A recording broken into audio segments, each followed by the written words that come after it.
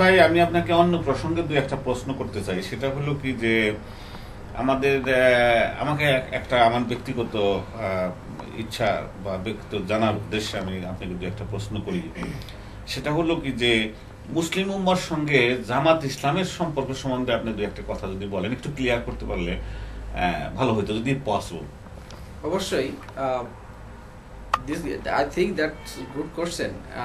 Muslim Ummah of North America, MUNA, এটা আমেরিকার federal গভর্নমেন্টের অনুমোদিত নন প্রফিট একটা অর্গানাইজেশন। যেমন আপনারা দেখেছেন ইসনা, ইকনা, কেয়ার, ম্যাস বা ইম্প্যাক্ট, বিভিন্ন সংগঠন আছে, ইসলামী সংগঠন আছে।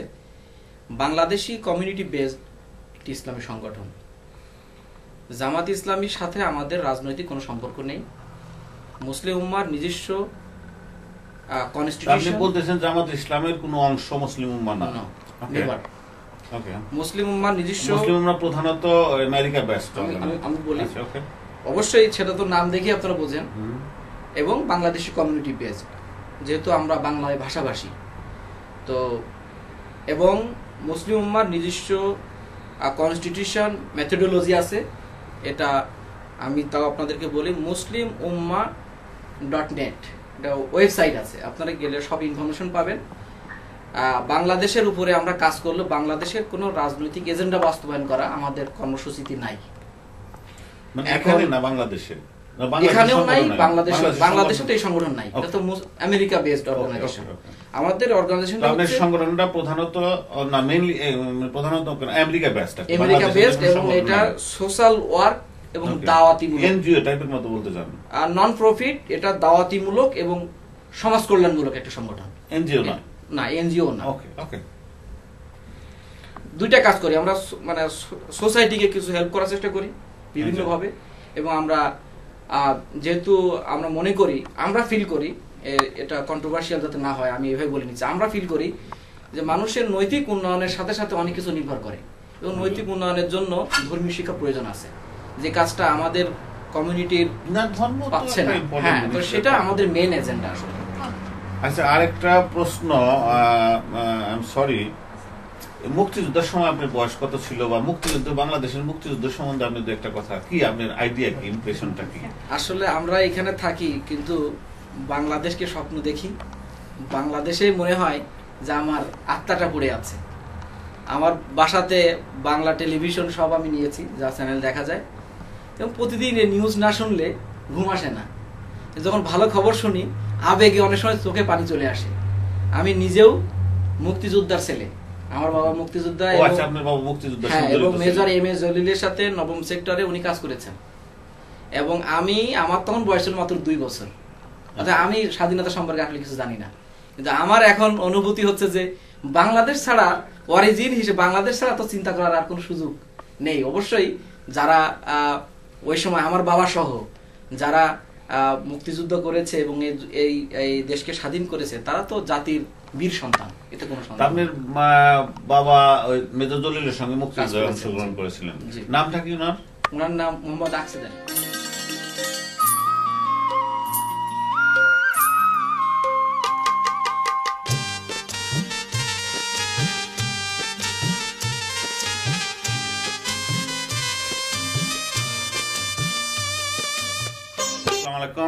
আজ আমরা কথা বলবো মুসলিম উম্মাহর দুজন নেতৃস্থানীয় ব্যক্তির সঙ্গে। জনাব আনিসুর রহমান আমাদের সাথে আছেন আমার বামে, উনি মুসলিম উম্মাহর ভাইস প্রেসিডেন্ট।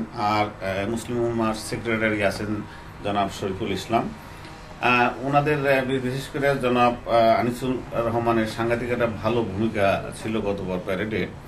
এইবার নিশ্চয়ই ডেফিনেটলি ওনারা কিছু প্রস্তুতি নিয়েছেন, আমরা সেই প্রসঙ্গে দু চারটি কথা বলবো। আসসালামু আলাইকুম আনিস ভাই, ভালো আছেন আপনি? ওয়ালাইকুম আসসালাম, আপনি কেমন আছেন? হ্যাঁ, ভালো আছি। আচ্ছা, গতবার তো আপনার সাংঘাতিক একটা ভালো ভূমিকা ছিল প্যারেডে। আপনি সেটা কি আপনি ব্যক্তিগতভাবে ছিল নাকি সংগঠনভাবে মুসলিম উম্মাহর তরফ থেকে? ধন্যবাদ কুদ্দুস ভাই আমাকে এই ইন্টারভিউয়ে দাওয়াত দেওয়ার জন্য এবং কথা বলার সুযোগ দেওয়ার জন্য। আসলে আমি এখানে প্রায় 8 বছর আছি। তো তার আগে এ ধরনের কোনো সুযোগ বা এ ধরনের উদ্যোগ কেউ নিয়েছিলেন কিনা আমি জানি না।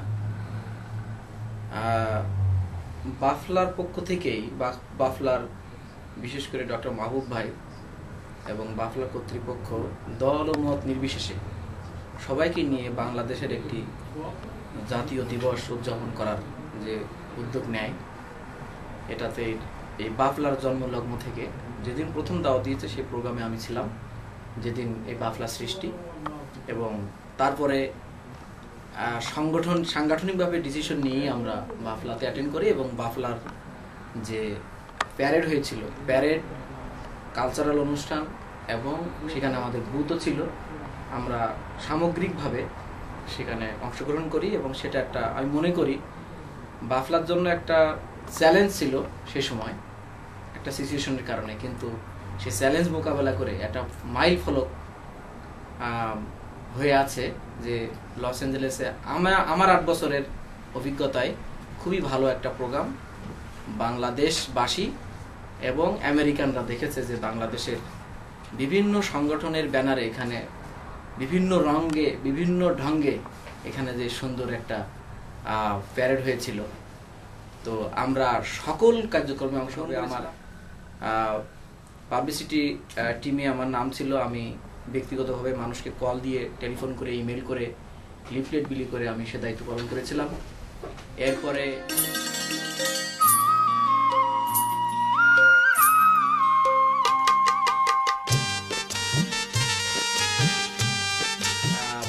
আমাদের যে মেহমান ছিল তাদের যে ফুল দিয়ে তাদের বরণ করা, স্টেজে ফুল কেনার দায়িত্ব ছিল আমাদের, সেগুলো আমরা করেছিলাম। বাচ্চা কালেকশন করা, যে বাচ্চাদের দিয়ে আমরা ফুল দিয়েছিলাম সেগুলো আমরা কালেকশন করেছিলাম। তার আগের দিন রাতে স্টেজ ঠিক করার জন্য আমাদের অবশ্যই তার কথা বলতেই হয়, আমাদের আশরাফ ভাই আপনারা চেনেন, উনি অর্গানাইজিং সেক্রেটারি। তো এবারও উনি থাকবেন, আজকে আসতে পারেন নাই। তো উনি অনেক রাত জেগে ওই স্টেজ তৈরি করার জন্য একটা প্রশ্ন করি, আপনার নাম তো শরীফুল ইসলাম, আপনি নতুন সেক্রেটারি হয়েছেন এবার, কখন হলেন? তো আমাদের এই বাৎসরিক সেশন শুরু হয় জানুয়ারি মাস থেকে। আচ্ছা, আপনি কি এখানেই থাকতেন বরাবর? আমি লস অ্যাঞ্জেলেসে আমি আমেরিকাতে লস অ্যাঞ্জেলেসে এসেছি এবং 1 বছর পূর্ণ হয়েছে আমার গত। ও আচ্ছা, তাহলে আপনি 1 বছর যাবত লস অ্যাঞ্জেলেস। আপনি কি করেন ব্যক্তিগতভাবে? স্টুডেন্ট?